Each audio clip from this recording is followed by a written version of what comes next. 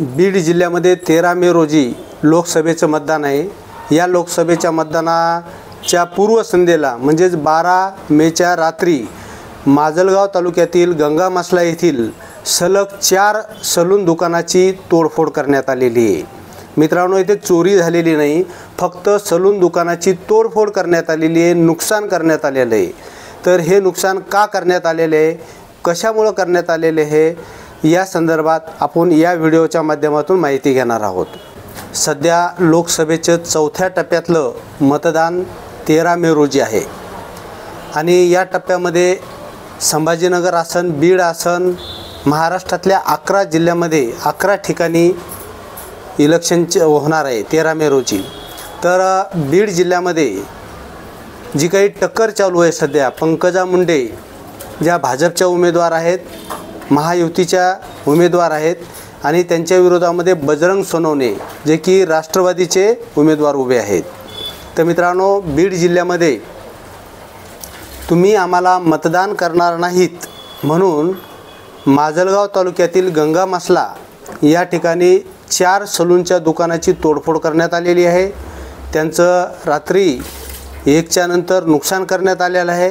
तर ही घटना का घडली तर मित्रांनो, बीड जिल्ह्यामध्ये माजलगाव हा तालुका अत्यंत संवेदनशील आहे। या तालुक्यामध्ये गंगामासला या ठिकाणी जे काही 4 सलूनचे दुकानं आहेत बसस्टॉपवर सलग, या 4ही सलून दुकानाची तोडफोड करण्यात आलेली आहे, रात्री केलेली आहे।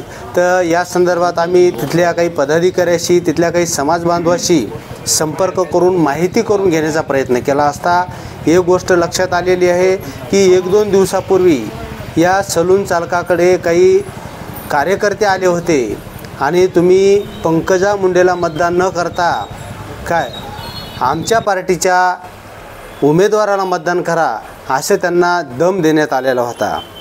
परंतु बीड जिल्ह्याचे नाभिक समाजाचे, महाराष्ट्र नाभिक महामंडळाचे जे काही जिल्हाध्यक्ष दिलीप झगडे यांनी 8 दिवसापूर्वीच संपूर्ण नाभिक समाजाचा पंकजाताई मुंडे यांना पाठिंबा असल्याचं जाहीर केलं होतं।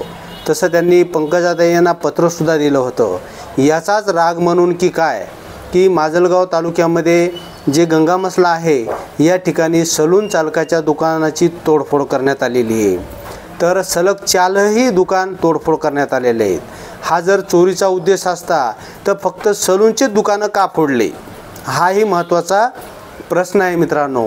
तर या घटनेचा संपूर्ण महाराष्ट्रामधून जाहीर निषेध होत आहे, कारण तोडफोड करणं हे निषेधार्थच आहे। भारत हा जगातील सर्वात मोठा लोकशाहीचा देश आहे आणि या लोकशाहीमध्ये सर्वांना आपल्या मनानुसार मतदान करण्याचा अधिकार आहे। परंतु इथले जे काही छोटे मोठे समाज आहेत, छोटे मोठे गट आहेत, यांच्यावर निश्चितच सुरुवातीपासून प्रस्थापितांनी दबाव टाकण्याचा प्रयत्न केलेला आहे आणि याचाच प्रत्यय म्हणून आज सलूनच्या दुकानाची तोडफोड करण्यात आलेली आहे। तर जे काही माजलगाव तालुक्यामध्ये जी घटना घडली या संदर्भामध्ये बीड जिल्हाध्यक्ष दिलीप झगडे हे ग्रामीण पोलीस स्टेशनमध्ये सर्व समाज बांधवांना घेऊन दाखल झालेले आहेत आणि या घटनेच्या विरोधात तक्रारसुद्धा दाखल करण्याची तयारी चालू आहे।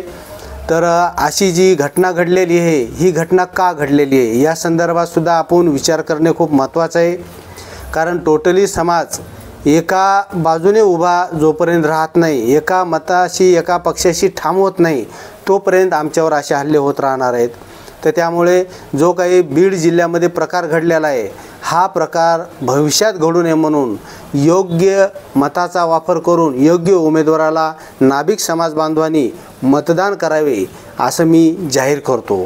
तर मित्रांनो, ही जी काही घटना घडलेली या घटनेचा निश्चितच निषेध करण्यासाठी आणि याविरुद्ध अज्ञात तोडफोड करणाऱ्याच्या विरुद्ध गुन्हा दाखल करण्यासाठी बीड जिल्हाध्यक्ष संपूर्णपणे ग्रामीण पोलीस स्टेशन या ठिकाणी दाखल झालेले आहेत आणि गुन्हा नोंदवण्याची प्रक्रिया चालू आहे।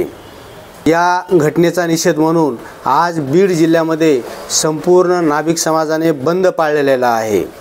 तर आज एवढ्या मोठ्या लोकशाही देशामध्ये अशी घटना घडणं ही खरोखर लाजिरवाणी आहे।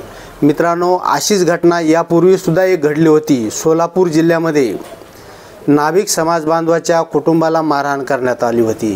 का तर तुम्ही आमच्या पार्टीला किंवा आमच्या पॅनलला मतदान का केलं नाही म्हणून सुद्धा नाभिक कुटुंबाला मारहाण करण्यात आली होती. तर नाभिक कुटुंबावर असे हल्ले का होतात? तर हा समाज अल्पसंख्याक आहे. गाव पातळीवर याचे 1 किंवा 2 घरं असतात आणि 1 किंवा 2 घरं असल्यामुळं यावर प्रस्थापित राजकारण्यांचा दबाव असतो काय. परंतु हा दबावाला न जुगरता प्रत्येक नाभिक समाज बांधवाने आपल्या योग्य उमेदवाराला मत देऊन लोकशाही बळकट करण्याचे काम करावे. या माध्यमातून मी एवढं तुम्हाला आव्हान इच्छितो. आणि ज्या काही समाजकंटकांनी, ज्या काही माथे फिरूंनी माजलगाव तालुक्यातील गंगामासला येथे सलून दुकानाची तोडफोड केली आहे त्यांचा मी जाहीर निषेध करतो.